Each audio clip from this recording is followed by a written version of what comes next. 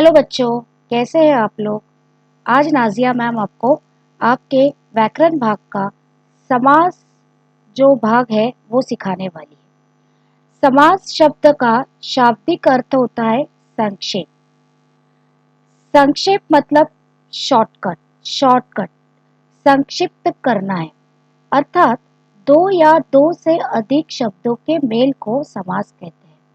जैसे दिन और रात को, जैसे दिन और रात को हम लोग सिर्फ दिन रात ऐसे बोल सकते हैं। उदाहरण के तौर पर मैंने दिन और रात मेहनत की, इसको मैं संक्षिप्त में कैसे बोलूंगी, मैंने दिन रात मेहनत की।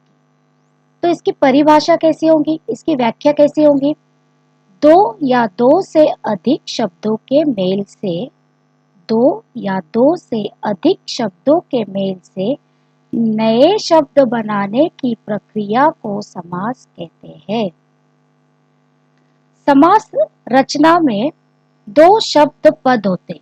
देखिए फिर से बोल रही हूँ, समास रचना में दो शब्द पद होते हैं, यानी दो शब्द होते हैं उसमें।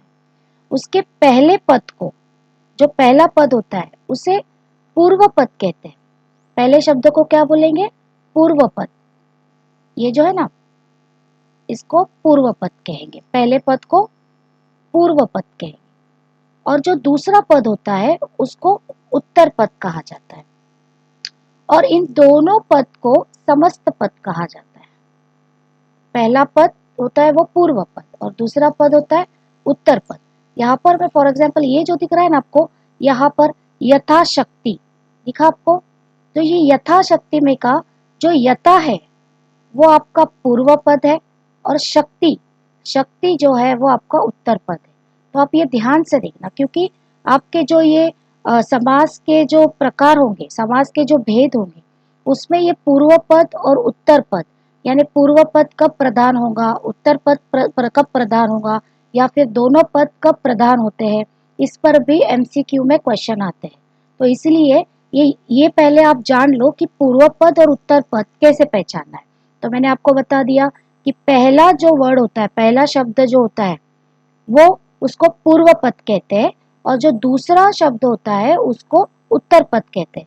तो यहाँ पर जो यथाशक्ति का यथा है वो पूर्व पद है और शक्ति है वो क्या है, उत्तर पद है। ठीक है, अब आगे समास विग्रह क्या होता है। अब ये समास विग्रह क्या है। समास विग्रह मतलब कि उसको डिवाइड करना या फिर उसको एक्सपांड करना कह सकते हैं हम लोग। जब समस्त पद मतलब ये वाला, ये जो है ना पूर्व पद और उत्तर पद को मिला के जो ये जो शब्द हो गया यथाशक्ति, यानी यथा पूर्व पद और उत्तर पद शक्ति, ये दोनों मिला के जो वर्ड हो गया है, जो शब्द बना है, उसको कहते हैं समस्त पद। जो नया शब्द बना है, समझ में आ रहा है, ध्यान से सुनो। ये जो नया शब्द बना है, पूर्व पद और उत्तर पद मिला के जो नया शब्द बना है उसको क्या कहते हैं, समस्त पद। ठीक है, मैंने जो ये बोला है ना, पहला पद पूर्व पद कहा जाता है और दूसरा पद उत्तर पद कहा जाता है। इन दोनों से नया शब्द समस्त पद कहलाता है। ठीक है, पहले मैं इसको मिटा दूं ताकि आपको फिर और क्लियरली समझ में आ जाए।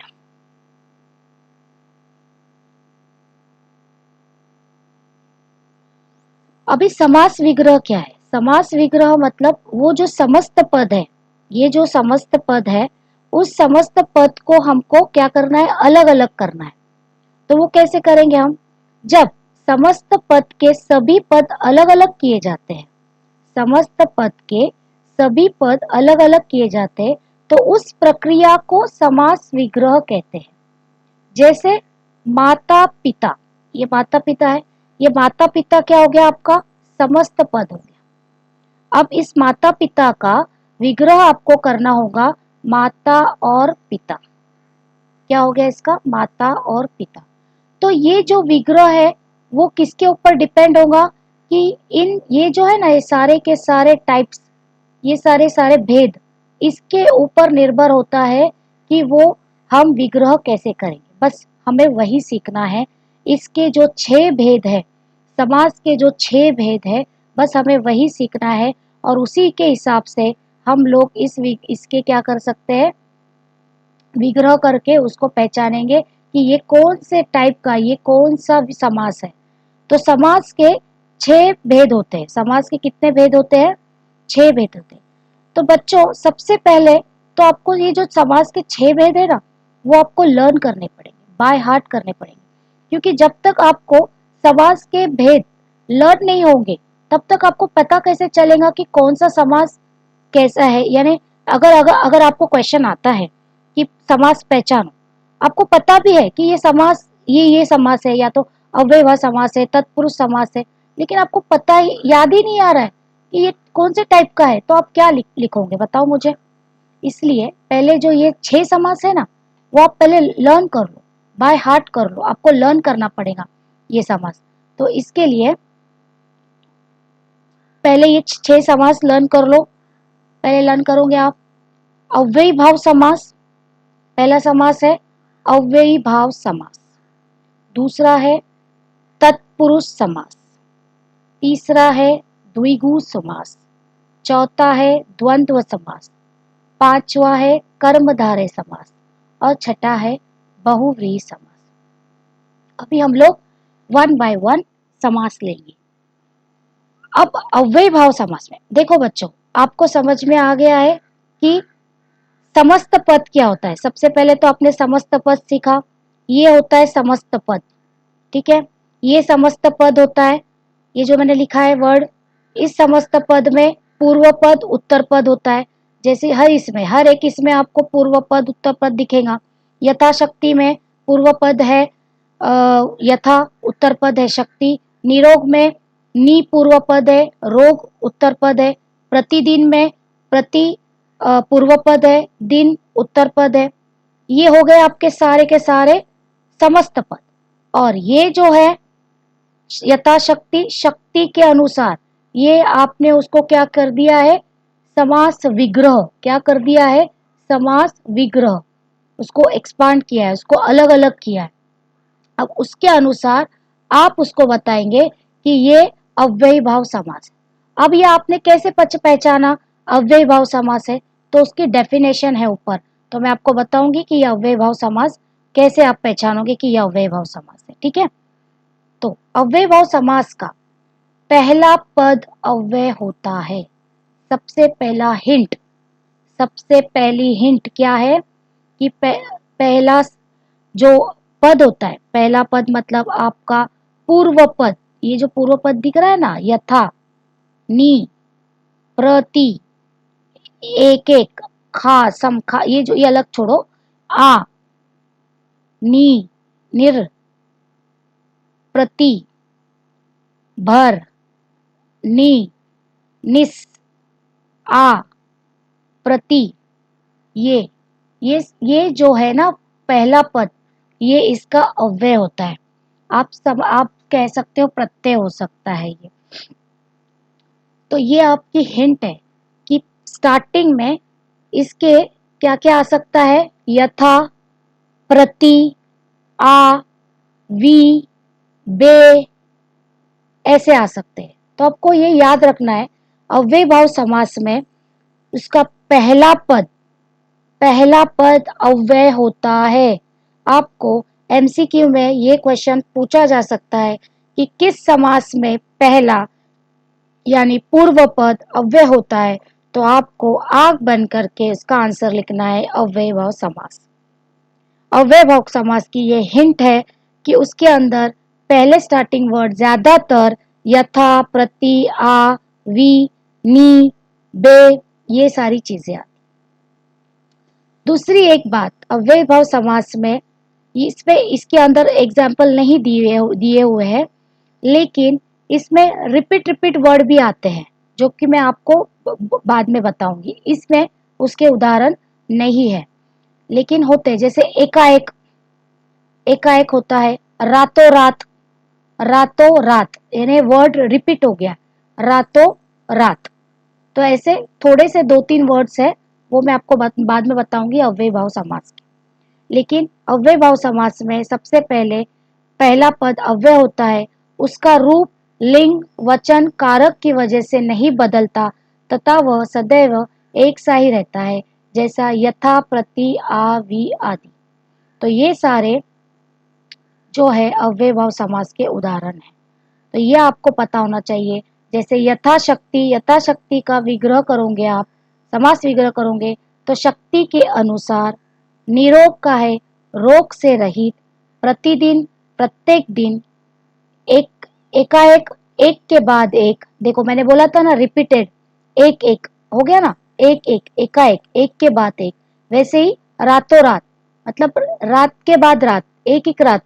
आमरण, मरने तक। निर्विवाद, बिना विवाद। प्रत्यक्ष, आंखों के सामने। भर पेट, पेट भर के। निडर, डर से रहित। निसंदेह, संदेह रहित। आजीवन, जीवन भर तक। प्रत्येक, प्रत्येक, हर एक। ऐसे काफी सारे हैं। जब मैं नेक्स्ट वीडियो बनाऊंगी एमसीक्यू के लिए, सिर्फ समास के लिए, ऐसे 100 क्वेश्चंस है। आप सिर्फ 100 क्वेश्चंस भी सॉल्व कर लोगे ना तो भी काफी है, आपको पूरे के पूरे समास के मार्क्स मिल सकते हैं। लेकिन उसके लिए आपको मेरा चैनल सब्सक्राइब करना पड़ेगा, कुछ कमेंट्स देने पड़ेंगे ताकि मैं और वीडियो बना सकूं। ठीक है, तो ये हो गया आपका अव्ययभाव समास। सेकेंड है आपका तत्पुरुष समास, जो कि आपका कारक से जुड़ा है। तो अब मुझे ये पता नहीं है कि कुछ बच्चों को कारक पता है या नहीं। अगर जो बच्चों को कारक पता है तो बहुत अच्छी बात है, जो कि हम लोग ने 8 स्टैंडर्ड 7 स्टैंडर्ड में पढ़ा होगा कि कर्म को करण से होता है ना, करण से, करण को अपादान से, ये वाले जो कारक थे वो वाले लर्न होने चाहिए थे। तो बहुत इजी है। तत्पुरुष समास में, तत्पुरुष समास जो है वो पूरा क्या पूरा कारक से जुड़ा है। तत्पुरुष, ये बहुत इंपॉर्टेंट है। तत्पुरुष समास में दूसरा पद प्रधान होता है और पहला पद गौण होता है। ये सेंटेंस दिमाग में रखना है। एमसीक्यू में ये क्वेश्चन आने का चांसेस रहता है कि कौन से समास में दूसरा पद प्रधान होता है और पहला पद गौण होता है। गौण मतलब कम, कम। प्रधान मतलब कि उसको प्राधान्य, बड़ा, फर्स्ट प्रेफरेंस दिया जाता है। तो दूसरा पद ज्यादा इंपॉर्टेंट होता है, पहला पद गौण होता है। तो ये तत्पुरुष समास में होता है। और इसका जो आप ये करोगे, क्या बोले इसको, विग्रह करोगे, जब इसको एक्सपांड करोगे तो उसका कारक लगेगा। कारक क्या लगेगा? कारक, जो कि हम लोग कर्म को करण से, संप्रदान के लिए का को, वो सारे के कारक आपको लर्न करने पड़ेंगे। लेकिन वो लर्न करने की भी जरूरत नहीं है, वो अपने आप एमसीक्यू सॉल्व करते होंगे, जाते रहेंगे तो वो हो जाए। तो हम तत्पुरुष के ये स्टेप बाय स्टेप हम लोग लेते रहे। अभी मैं ले रही हूँ आपके स्टेप बाय स्टेप जो भी है वो। ठीक है, तो पहला जो है, ये जो पहला है कर्म तत्पुरुष समास, कौन सा है? कर्म तत्पुरुष। तो इसके अंदर इसके अंदर देखो को, ये जो दिख रहा है ना को, ये को लगेगा। किस में लगेगा को? आपके समास विग्रह में। जो आप, ये जो समस्त पद है जनप्रिय, ये आपका समास समस्त पद है। आपको जनप्रिय दिया होगा वर्ड, जनप्रिय दिया होगा, उसको आप बोलेंगे कि इसका क्या करो, समास विग्रह करो। तो आप कैसे करोगे?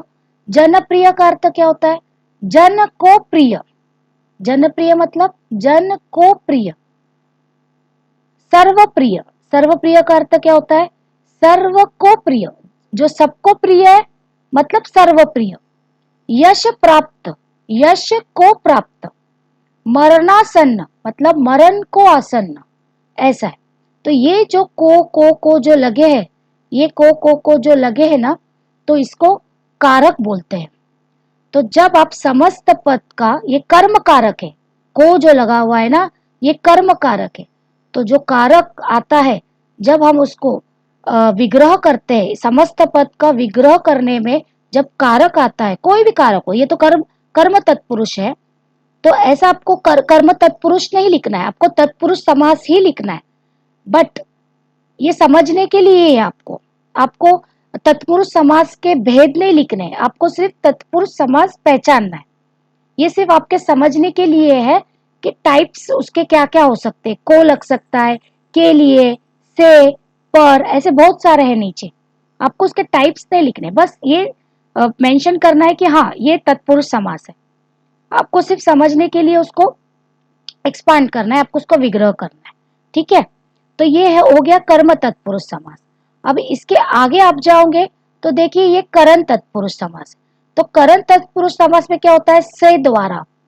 यहाँ पर क्या होगा, से द्वारा। अब यहाँ पर क्या है आपका, है समस्त पद, यानी आपको वर्ड क्या दिया है, शब्द क्या दिया है, तुलसीकृत। अब तुलसीकृत को अगर आप विग्रह करोगे यानी एक्सपांड करोगे उसको, तो कैसा करोगे, तुलसी द्वारा कृत। तुलसी कृत का अर्थ क्या होता है, तुलसी द्वारा कृत, मतलब तुलसी द्वारा कार्य किया हुआ। और तुलसी लिखित अगर होता, तुलसी लिखित अगर होता तो क्या होता, तुलसी द्वारा लिखित, यानी तुलसी के द्वारा लिखा हुआ। यहाँ पर क्या है, भयाकुल। भयाकुल का मतलब क्या, भय से कुल। देखिए आप, से और द्वारा यहाँ पर आ रहा है, दिख रहा है आपको, से और द्वारा, से आएगा या तो द्वारा आएगा। भयाकुल मतलब भय से आकुल, भय से डरा हुआ, ऐसा हो सकता है। स्वचरित, स्वचरित मतलब स्व द्वारा रचित, मतलब खुद से रचा हुआ। स्वरचित मतलब खुद से रचा हुआ, तो स्व द्वारा रचित। आंखों देखी, आंखों से देखा हुआ, तो इसको क्या बोला जाएगा, से द्वारा। इसके अंदर क्या है, स्वेद से या फिर द्वारा, तो ये क्या हो गया, आपके कारक हो गए। तो इसके लिए तत्पुरुष समास। तत्पुरुष समास का अर्थ फिर से मैं बता रही हूँ कि तत्पुरुष समास में कारक यूज होता है। जब उसको विग्रह करते ना तो हम लोग तभी कारक यूज होता है, तो डेफिनेटली वो तत्पुरुष समास होता है। तो आपको ये सारे के सारे कारक लर्न करने पड़ेंगे। जब आप उसको विग्रह करोगे ना तो अपने आप उसके अपने आप लर्न हो जाएंगे, आपको ज्यादा दिक्कत नहीं होगा। बिल्कुल आप टेंशन नहीं लो, एकदम रिलैक्स होके वन बाय वन, तीन तीन जो भी मैं सिखा रही हूँ, 6 समास है ना, इजीली तीन तीन तीन आप लर्न करो, या फिर उसको मेरे जो वीडियोस है बार बार देखो, आप ऑटोमेटिकली हो जाएगी। लेकिन टेंशन फ्री होकर देखना।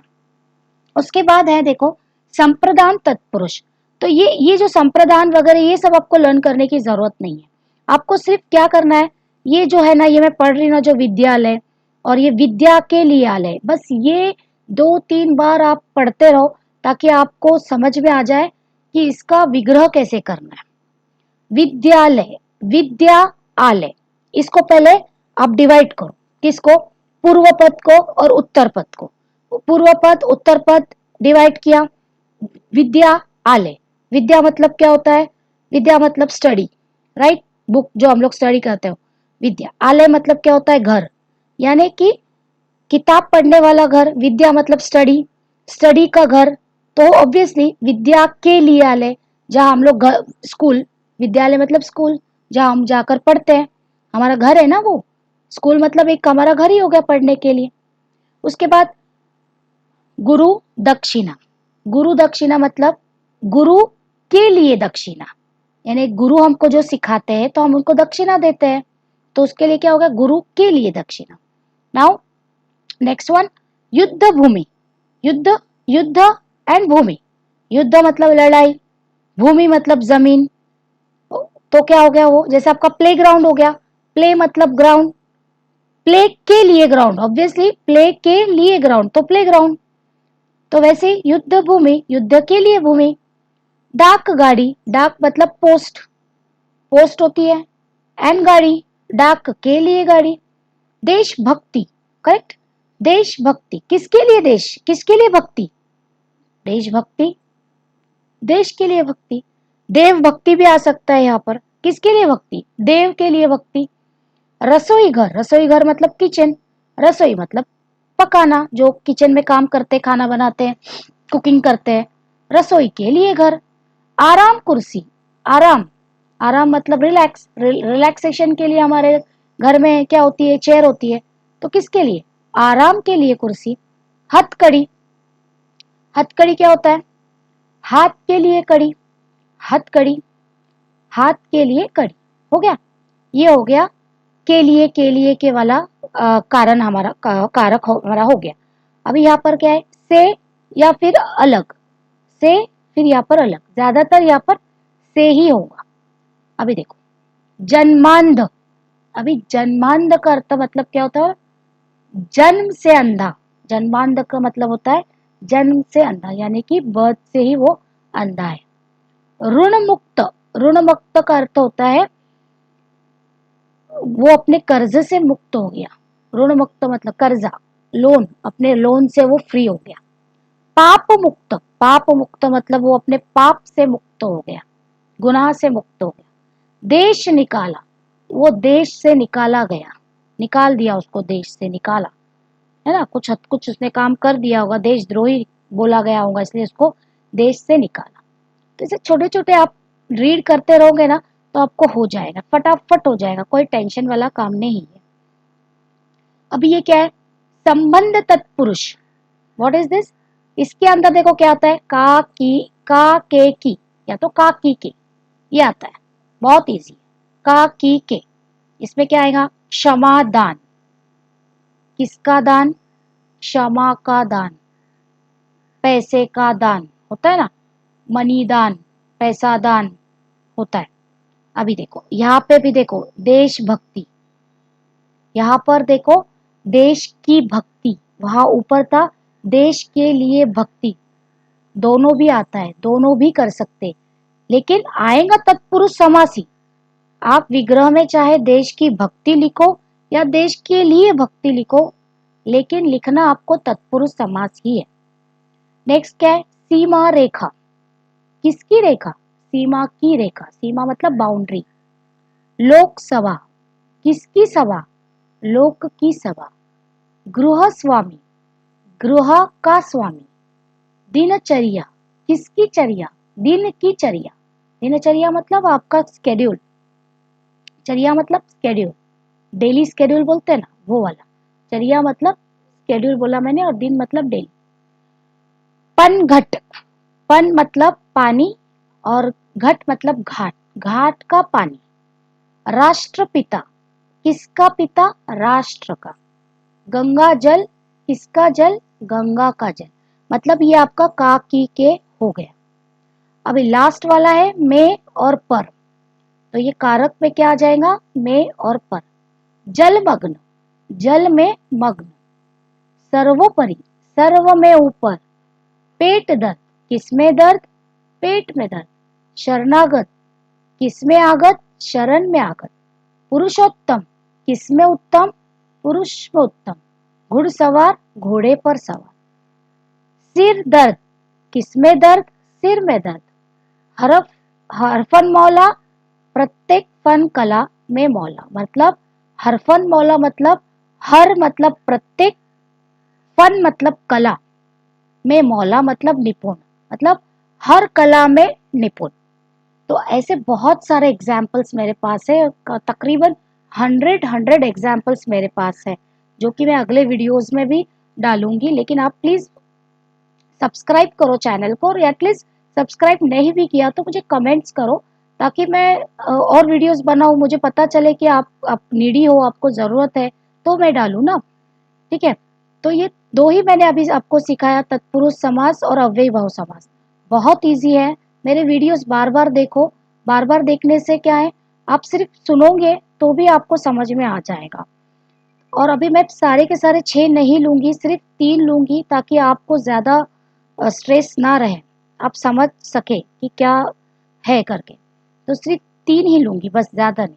लास्ट वाला जो है वो बहुत इजी है, सॉरी, थर्ड थर्ड वाला जो है वो इजी है, थर्ड लूंगी, बाकी के 3 मैं बाद में लूंगी। तो अभी तीसरा जो है वो द्विगु समास है। कौन सा समास है? द्विगु समास। तो ये सबसे ज्यादा इजी है। ये द्विगु समास में पहला जो पद होता है, यानी आपका जो पूर्व पद होता है, जहां समस्त पद में जो पूर्व पद, this one, this one, this one, this one, ये ये वाला, ये पहला पद पूर्व पद संख्यावाचक विशेषण होता है। संख्यावाचक मतलब पता है आपको, संख्यावाचक मतलब नंबर, है ना। तो ये नंबर जरा थोड़े से सांस्कृतिक टाइप में होते हैं, हिंदी टाइप में होते हैं, तो लेकिन आपको तो पता है, आप 10th स्टैंडर्ड के हो तो आपको तो पता होते हैं कि कैसे टाइप में होंगे, वेरी इजी। और उत्तर पद जो है ना आपका विशेष्य होता है। विशेष्य मतलब क्या होता है, विशेषण तो पता है आपको, विशेषण मतलब एडजेक्टिव, और विशेष्य मतलब नाउन ही बोला जाएगा। नाउन या सर्वनाम हम जिसको डिस्क्राइब करते हैं उसको एडजेक्टिव बोलते हैं, और जिसके लिए जो चीज डिस्क्राइब कर रहे हैं उसको विशेष्य बोलते हैं।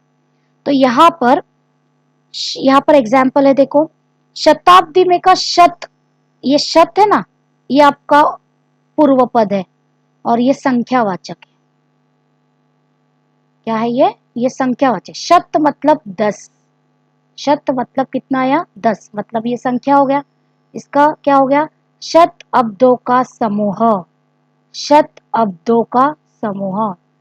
चौराह, चार राहों का समूह, चार राहों का समूह। तिरंगा, तीन रंगों का समूह। तो आपको देखो लास्ट में मैक्सिमम टाइम समूह समूह आया है, मैक्सिमम टाइम आपको समूह आएगा, ग्रुप, सब चीज में आपको ग्रुप आएगा।